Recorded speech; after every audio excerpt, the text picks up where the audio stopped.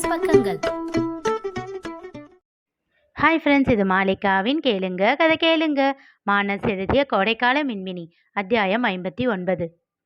ஒருவனுடைய மனம் தூய்மையாக இல்லாவிட்டால் பணமோ வலிமையோ அழகோ அவனுக்கு பயன்படாது. அரிஸ்டாட்டில் வரிகள். அனல் மேலே பனித்துளி, அலை பாயும் ஒரு கிளி, மரம் தேடும் மழை துளி, இவைதானே இவளினி. இமை இரண்டும் தனித்தனி, உறக்கங்கள் உரைப்பனி, எதற்காக தடையினி. எந்த காற்றின் அலாவலில் மலரிதழ்கள் விரிந்திடுமோ, எந்த தெய்வ வினாடியில் மன்னரைகள் திறந்திடுமோ. ஒரு சிறு வழி இருந்ததுவே இதயத்திலே இதயத்திலே, உனதிருவிழி தடவியதால் அமிழ்ந்து விட்டேன் மயக்கத்திலே. உதிரட்டுமே உடலின் திரை, அதுதானே இனி நிலாவின் கரை கரை. அனல் மேலே பனித்துளி, அலை பாயும் ஒரு கிளி, மரம் தேடும் மழை துளி, இவைதானே இவளினி. சந்தித்தோமே கனாக்களில் சில முறையா பல முறையா, அந்திவானில் உலாவினோம், அது உனக்கு நினைவில்லையா. இரு கரைகளை உடைத்திடவே பெருகிடுமோ கடலலையே. இரு இரு உயிர் தத்தளிக்கையில் வழி சொல்லுமோ கலங்கரையே.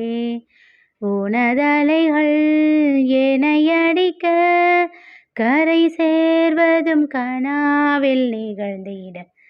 அனல் மேலே பனித்துளி, அலை பாயும் ஒரு கிளி, மரம் தேடும் மழை துளி, இவைதானே இவளினி.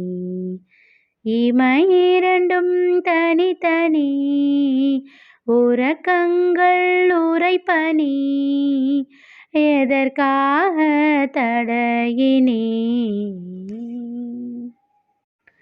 மீராவிற்கு போதை முழுமையாக ஏறியதும் மயங்கிவிடுவாள், உறங்கிவிடுவாள் என்று ரகு எதிர்பார்த்திருக்க, அங்கே நடந்ததோ வேறு. சேரா பிள்ளைகளிடம் ஏதோ விளையாட்டிற்கு சொல்கிறான் என்றுதான் நினைத்திருந்தான். ஆனால் நிகழ்ந்தது. மீராவின் நிலை அவன் மனதிற்குள் பெரும் தீஜுவாலையை கிளப்பி இருக்க, அதனை வெளியில் காட்டாமல் மறைத்து தன் உயிரானவளிடம் காதலை மட்டுமே காட்டி அவளை அமைதிப்படுத்தினான். கிட்டத்தட்ட 3 மணி அளவில் மீராவை உறக்கம் தழுவ, ரகுவோ அதன் பிறகும் உறங்காமல் விழித்திருந்தான். அவன் முகம் கோபத்தில் சிவந்து இருந்தது. தன் செல்போனையே பார்த்து கொண்டு இருந்தான். ஒரு அரை மணி நேர காத்திருப்புக்கு பின் அவன் அலைபேசிக்கு அழைப்பு வர, அந்த சத்தத்தில் மீராவின் உறக்கம் கொஞ்சமாக கலைந்தது. அவசரமாக சைலண்டில் போட்டுவிட்டு அவளை பார்க்க, ரகு என்றாள் மீண்டும் உறக்கத்தை தழுவியபடியே. அவள் தலை கோதி நெற்றியில் முத்தமிட்டு அவள் உறக்கம் கலையாதவாறு அமைதிப்படுத்திவிட்டு தோட்டத்தில் வந்து நின்று அழைப்பை ஏற்றான் ரகு. சார், மேடம்க்கு ட்ரிங்க்ஸ் கொடுத்தது சேராதான். ஆனா அந்த ட்ரிங்கை மாற்றி வச்சது கவின், அவனோட மாமா பையன்.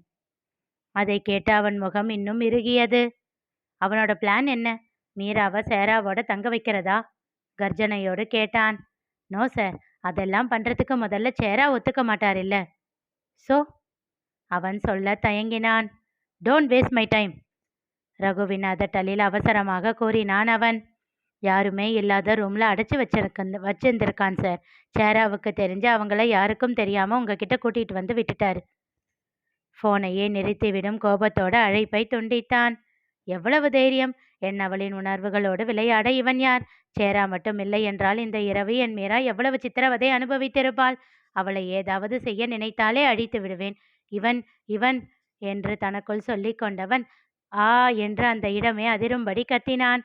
அந்த சத்தம் உறங்கிக் கொண்டிருந்த ஜெயராஜை எட்ட அவசரமாக எழுந்து தன் அறையில் இருந்து ஓடி வந்தார். கழுத்து, கை, முகம் என அனைத்திலும் நரம்பு புடைக்க நின்றிருந்த தன் மருமகனை கண்டு பயந்து போனார். அவன் தோள் தொட்டார். என்னாச்சு மாப்ள? அவனோ பதில் சொல்லாமல் மறுபடியும் வெறி கொண்டவன் போல் கத்தினான். சட்டென்று அவனை இழுத்து அணைத்து கொண்டார். அந்த அணைப்பு அவனுக்கு தேவைப்பட்டதோ என்னவோ, மெல்ல அவன் உடல் இயல்பிற்கு திரும்பியது. சில நிமிடங்கள் கரைந்த பின் அவனை மெல்ல அழைத்துச் சென்று அங்கிருந்த ஊஞ்சலில் அமர்த்தினார். மீரா நல்லா இருக்கால்ல மாப்ள? ஒன்றும் பிரச்சனை இல்லையே? அவனுடைய இந்த கோபத்தின் அளவு மீராவிற்கு ஏதோ நிகழ்ந்ததால் மட்டுமே என்று அவரால் புரிந்து கொள்ள முடிந்தது. ஆனால் அது நிச்சயமாக பெரியதாக இருக்காது. அப்படி இருந்திருந்தால் சேரா சொல்லியிருப்பான் என்ற நம்பிக்கை அவர் மனதின் ஓரத்தில் இருந்தது. இருந்தாலும் ரகு இவ்வளவு கோபம் கொள்வதற்கு காரணம் என்ன என்று அறியவே கேட்டார். அவனோ எந்த பதிலும் சொல்லவில்லை. அவன் அருகில் அமர்ந்து அவன் முதுகை ஆசுவாசமாக தடவி கொடுத்தார். நீங்க போங்க, நான் கொஞ்ச நேரம் தனியா இருக்கணும். அவர் மனம் திக்கென்று ஆனது. எதுக்கு மாப்ள? அதெல்லாம் வேண்டாம். நீங்க டிஸ்டர்ப்டா இருக்கீங்க. நான் இங்கேயே இருக்கேன். உங்களை போகச் சொன்னேன். அதட்டல் இல்லை. ஆனால் அழுத்தமாக கூறினான். முடியாது மாப்ள. நீங்க என்னவோ பண்ண போறீங்கன்னு புரியுது. ஆனா எதுவும் வேண்டாமே. சேராவுக்காகவாச்சும் யோசிங்க. கெஞ்சலாக கூறினார். அவரை கூர்விழிகளால் நோக்கினான். சேராவுக்காக மட்டும்தான் யோசிப்பேன். அவன் அப்பாவுக்காக கூட யோசிக்க மாட்டேன். அவரா இதை பண்ணாரு? நிச்சயமா இருக்காது. அவர் இல்ல. அப்போ வேற யாரு? அது உங்களுக்கு தெரிய வேண்டிய அவசியம் இல்லை. அவன் உள்ளங்கையை அழுத்தமாக பற்றி கொண்டார். சொன்னா கேளுங்க மாப்ள. நமக்கு கிடைச்ச அதே வழியை மற்றவங்களுக்கு கொடுத்தா அப்புறம் அவங்களுக்கும் நமக்கும் என்ன வித்தியாசம் இருக்கும்? வித்தியாசம் எதுக்கு இருக்கணும்? அப்போ அவங்க தப்பு பண்ணாங்கன்னு சொல்ல நமக்கு எந்த தகுதியும் இருக்காது மாப்ள. நான் அப்படியெல்லாம் யோசிக்க மாட்டேன் மாமா. ஏன்னா நான் ஜெயராஜ் இல்லை, ரகுநந்தன். மாப்ள, என் மீராவோட நிழலை கூட எவனும் நெருங்க நினைக்க கூடாது. அவர் முன் விரல் நீட்டி எச்சரிக்கையாக கூறினான். அவன் முகம் பார்க்கவே அவருக்கு பயமாக இருந்தது. அவனிடம் அதற்கு மேல் எதுவும் பேச முடியாது என்று உணர்ந்தார். தன் அறைக்கு திரும்பி அவர் சேரலாதனுக்கு அழைத்து விவரம் உரைத்தார். என்னால அவரை கண்ட்ரோல் பண்ண முடியாது சேரா. நான் பார்த்துக்கிறேன் அங்கிள். தன் தலையை அழுந்த பற்றி கொண்டு டைனிங் டேபிளில் அமர்ந்திருந்தாள் மீரா. மணி 12 ஆகுது. இதுதான் எழுந்திருக்கிற நேரமாடி. ராத்திரி எத்தனை மணிக்கு வீட்டுக்கு வந்த? கிருஷ்ணவேணி இடைவெளி இல்லாமல் திட்டிக் கொண்டே இருந்தார். மீரா பதில் சொல்லவில்லை. ராசாமணி அவள் முன் அந்த கிளாஸை வைத்தார். நீங்க எழுந்திருச்சா தம்பி இதை கொடுக்க சொல்லிச்சுமா? என்று விட்டு எடுத்து பருக தொடங்கினாள். ஏண்டி, எதுவும் குடிச்சிட்டு கிடிச்சிட்டு வந்தியா என்ன? ஏன் கண்ணெல்லாம் இப்படி சவந்து கிடக்கு? அடுத்தடுத்த கேள்விகளை ஆரம்பித்து விட்டார் அவர். அதை கேட்டு மீராவிடத்தில் எந்த அதிர்வும் இல்லை. ஆனால் அங்கே இருந்த கீர்த்தி தான் திகைத்து போனாள். பாட்டி சும்மா இரு. அக்கா ராத்திரி டாடி கூட உட்காந்து ஒர்க் பண்ணிக்கிட்டு அப்புறம்தான் தூங்க போனா. அதனால தான் கண்ணு செவந்திருக்கு.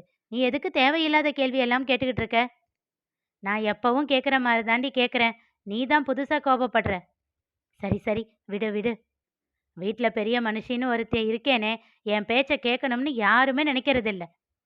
அப்பொழுது போனில் பேசிக்கொண்டே ரகு வரும் சத்தம் கேட்க அவசரமாக தன் வாயை மூடிக்கொண்டார் கிருஷ்ணவேணி. அதை கண்டு உதட்டுக்குள் சிரிப்பை அடக்கினாள் கீர்த்தி. ஏன் பாட்டி வாயை மூடிக்கிட்ட? நீதான் தைரியமான ஆளாச்சே, அக்காவை இப்போ திட்டு என்று வேண்டுமென்றே வம்புக்கு இழுத்தாள். ஏன், அவன் என்ன கொலை பண்ணவா? வாய் பொத்தி சிரித்தாள் கீர்த்தி. அக்கா, பாட்டியை அத்தாங்கிட்ட போட்டு கொடுத்துடு. அவள் தலையில் செல்லமாக கொட்டினார் கிருஷ்ணவேணி. அதற்குள் அவர்களை நெருங்கிவிட்டான் ரகு. மீராமா, என்னடா இங்க உட்கார்ந்துருக்க? ரூம்லயே ரெஸ்ட் எடுக்கலாம் இல்ல? கேட்டுக்கொண்டே அவள் அருகில் அமர்ந்தான். ரொம்ப டயர்டா இருக்கு ரகு என்றாள் மெல்லிய குரலில். அதெல்லாம் ஒரு நாள் ரெஸ்ட் எடுத்தா சரியாகிடும். நீ வா, ரூமுக்கு போகலாம் என்று விட்டு எழுந்து கொண்டவன் அவளையும் எழச் செய்தான். பத்மாக்கா. சொல்லுங்க தம்பி. இன்னைக்கு மட்டும் மீராவுக்கு சாப்பாடு எல்லாமே ரூமுக்கு கொண்டு போய் கொடுத்துடுங்க. சரி தம்பி. ஃப்ரைட் ரைஸ் செய்து முடித்தவன் அதனை தட்டில் மாற்றி கவினிடம் நீட்டினான் சேரலாதன். தன் அருகில் இருந்த புது சாஸ் பாக்கெட்டை கவின் எடுக்க அதனை தடுத்து ஃப்ரிட்ஜில் இருந்த பழைய சாஸை எடுத்து அவனுக்கு பரிமாறினான். இப்போ நீ இவ்வளவு பயப்பட வேண்டிய தேவையே இல்லடா. அவனால என்னை எதுவும் பண்ண முடியாது. சேரலாதன் பதில் சொல்லவில்லை. அப்போது அங்கே வந்த அவன் அம்மா இருவரையும் முறைத்துவிட்டு வெளியேறினார். இவன் கெட்ட கேட்டுக்கு என் பையன் அவன் கையால சமைச்சு கொடுக்கறான். இவனும் வெக்கமே இல்லாம சாப்பிடுறான். தன் மூத்த மருமகளிடம் சத்தமாகவே சொல்லிவிட்டு செல்ல, அது காதில் விழுந்தும் எந்த உணர்வையும் காட்டாமல் சாப்பிட்டு கொண்டிருந்தான் கவின். சேரா, என் கூட பேசுடா. இதோ இவங்கெல்லாம் என்ன ஜாடையா பேசுறாங்களே, அந்த மாதிரியாச்சும் பேசு. ஆனா அமைதியா இருக்காத. கஷ்டமா இருக்கு. இந்த வீட்லயே நீ மட்டும்தான் என்ன மதிச்சு பேசுவ. உன் ஒருத்தனுக்காகத்தான் இங்க வர்றதே. நீயே இப்படி பண்ணா எப்படிடா? நீ பண்ண காரியம் கேவலமானதுன்னு உனக்கே தெரியலையா? கோபத்தை அடக்கி கேட்டான் சேரலாதன். அந்த பொண்ணு உன் பக்கத்துல நின்னு பேசிக்கிட்டு இருந்தத பார்த்தேன். உங்க ஜோடி பொருத்தம் அவ்வளோ அழகா இருந்தது. அது இப்படி நடக்காம போயிடுச்சேன்ற கோபம். அதான் அப்படி கிளாஸ மாத்தி வச்சேன். அப்போ கூட அதுல கலந்திருந்தது ட்ரக்குன்னு தெரியாது சேரா. வெறும் ட்ரிங்க்ஸ்ன்னு தான் நினைச்சேன். அந்த பொண்ணு ட்ரிங்க் பண்ணிட்டு கொஞ்ச நேரத்துல மயங்கிடும்னு நினைச்சு தான் அவள ரூம்ல வச்சு தாழ் போட்டேன். கொஞ்ச நேரம் அவ புருஷன் தேடட்டும்னு நினைச்சேன். ஆனா அந்த ஆள் உன்கிட்ட மாட்டி நீ அந்த ஆளை மிரட்டி கேட்டப்பதான் எனக்கே தெரிஞ்சது அத பத்தி. பெருமூச்சு ஒன்றை விடுத்தான் சேரலாதன். இன்னைக்கு மட்டும் எந்த பிரச்சனையும் இல்லாம நீ ஊருக்கு போயிட்டா மறுபடியும் இங்க வரவே வராத. சாப்பிட்டு கொண்டிருந்தவன் நிறுத்தி தட்டை அப்படியே வைத்து விட்டான். எங்கோ பார்வையை வெறித்தவன், உனக்கும் நான் தேவையில்லாதவனா போயிட்டேன்ல என்றான் உடைந்த குரலில். அவன் வைத்த தட்டை எடுத்து அதிலிருந்த உணவை எடுத்து அவனுக்கு ஊட்டினான் சேரலாதன். ஆமா, எனக்கு நீ வேணாம்னு நினைச்சுதான் காலையிலிருந்து உனக்கு கொடுக்கிற சாப்பாடு எல்லாத்தையும் பார்த்து பார்த்து கொடுக்கிறேன். சிறு புன்னகையோடு அவன் ஓட்டுவதை வாங்கி கொண்டான் கவின். ரகுவை பத்தி எனக்கு ரொம்ப நல்லா தெரியும். நாம அவருக்கு என்ன பண்றோமோ அதையே தான் அவரும் திரும்ப கொடுப்பாருன்னு கேள்விப்பட்டேன். அதனால தான் உன் ஃபுட்டை பார்த்து பார்த்து கொடுக்குறேன்.